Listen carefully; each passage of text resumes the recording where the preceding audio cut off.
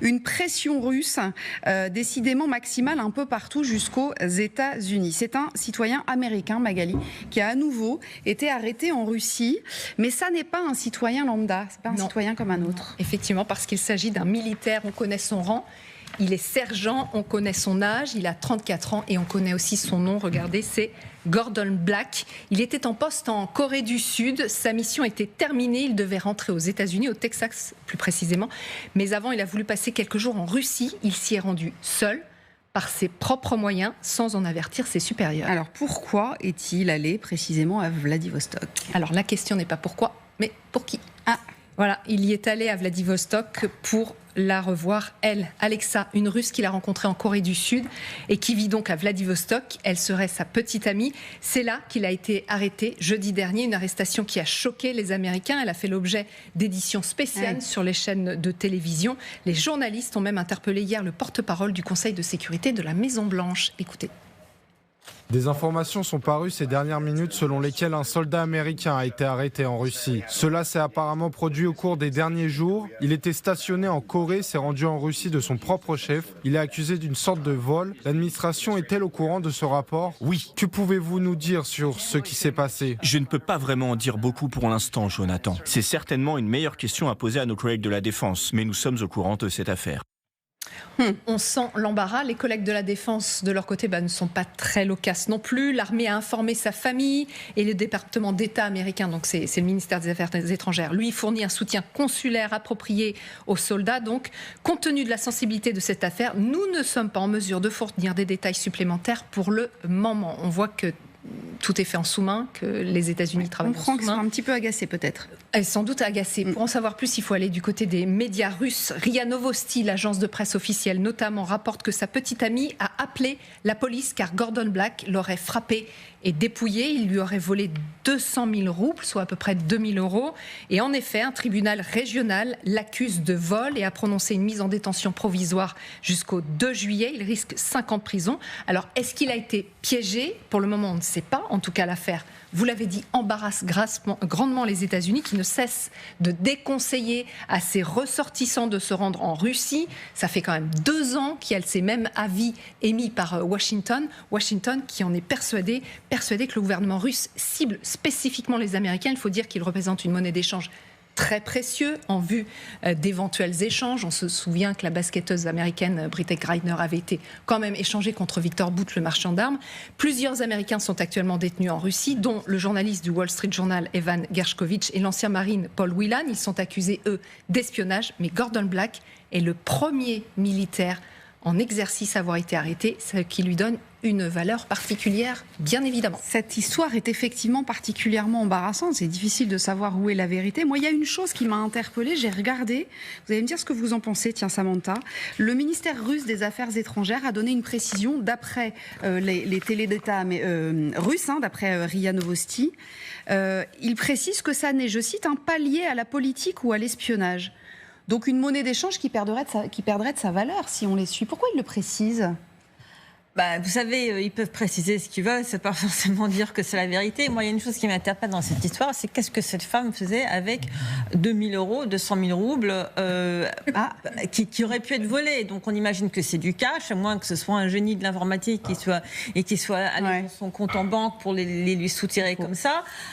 Déjà, il y a ça qui est très intéressant. 200 000 roubles, c'est colossal, on est d'accord, Natalia. Mais même, qui en France garde 2 000 € chez lui, chez elle. Franchement, c'est même pour la France, c'est déjà beaucoup d'argent. Pour la Russie, c'est beaucoup plus. Ensuite, si vous voulez, moi, ça ressemble vraiment à ce qu'on appelle le honey trap, le piège de miel. Je ne sais pas quel serait l'équivalent en français. C'est souvent des jolies femmes qui vont séduire des hommes. C'est rarement le cas contraire. Est-ce que les femmes sont plus immunes à ce genre de piège ? Je ne sais pas.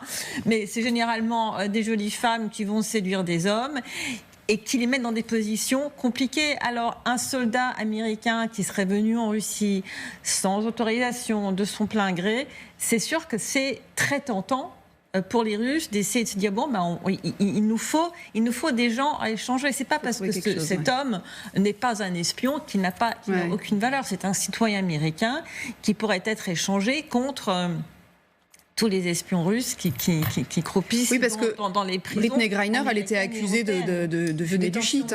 Voilà, c'était pas du tout...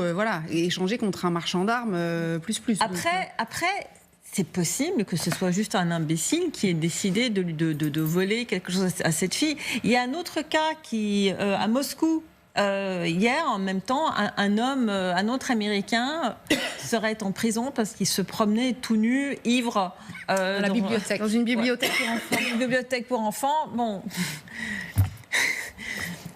Pourquoi est-ce qu'il était tout nu et ivre dans une bibliothèque pour enfants ? J'en sais pas non plus. On dirait que ceux qui écrivent les scénarios sont eux-mêmes peut-être sous influence de substances qui leur font imaginer des choses assez improbables.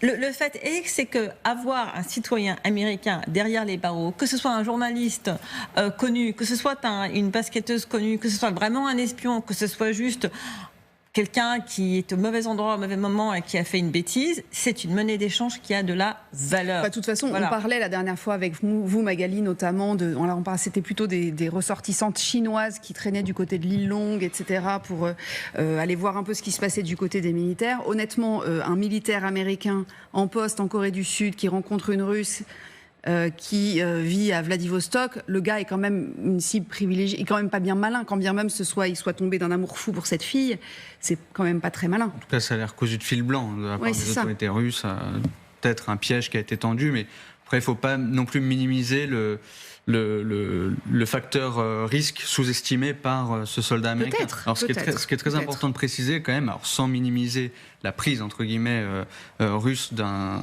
citoyen américain, c'est que c'est un soldat qui n'a pas été capturé sur le front ukrainien. Ça, c'est très important de le préciser.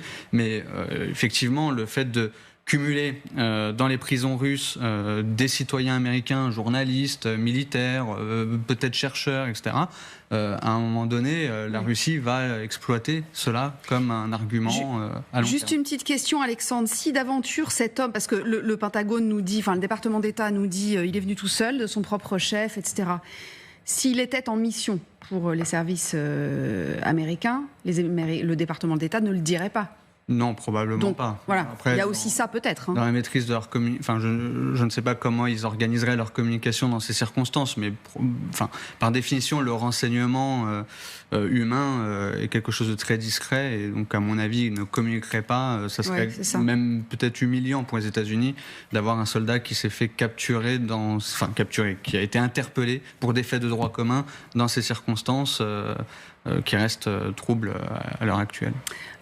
Elisabeth, on en parle pas mal dans les médias américains, ce que nous disait Magali à l'instant. On craint évidemment un marchandage qui se mette en place. On craint un marchandage et on voit l'accumulation. On parle de journalistes, Magali a parlé de journalistes du Wall Street Journal, de Paul Wehan aussi. On voit l'accumulation de citoyens américains en prison et ça touche toujours l'opinion publique américaine. Même si là, j'ai plus l'impression, ça donne l'impression, en tout cas dans les médias américains, qu'il était peut-être un peu idiot. Soit c'est un honey trap, et comme Samantha, je ne vois pas à notre traduction, mais être à Vladivostok, même si c'était un espion aujourd'hui, vu où sont, on va dire, les intérêts des États-Unis en Russie. Oui, pas tellement d'intérêt. C'est pas tout à fait à Vladivostok où on aurait envoyé un espion.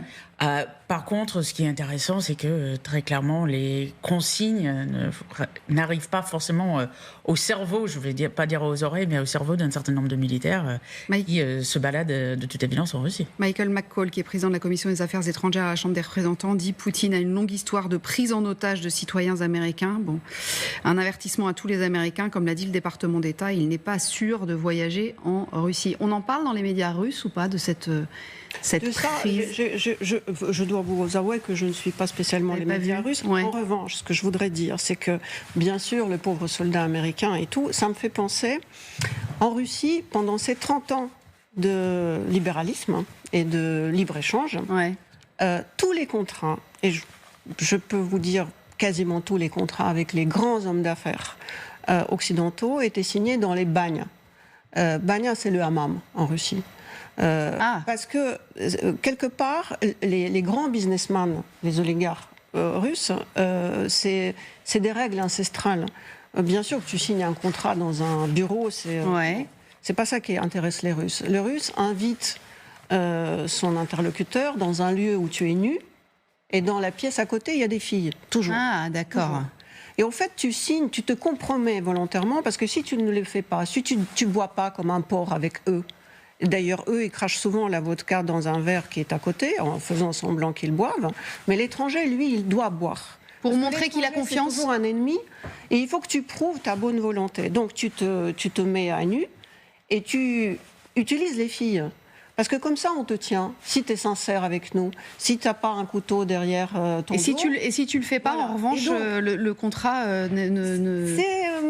t'as quelque chose à cacher. Et si tu as quelque chose à cacher, bah, on ne parle pas entre mecs. Voilà. Et donc, et en plus de ça, dans Moscou, pendant ces années, ces 30 années, c'était quasiment, dans chaque rue, il y avait des dizaines de strip clubs. D'ailleurs, je pense, existent encore. Et ça m'a toujours...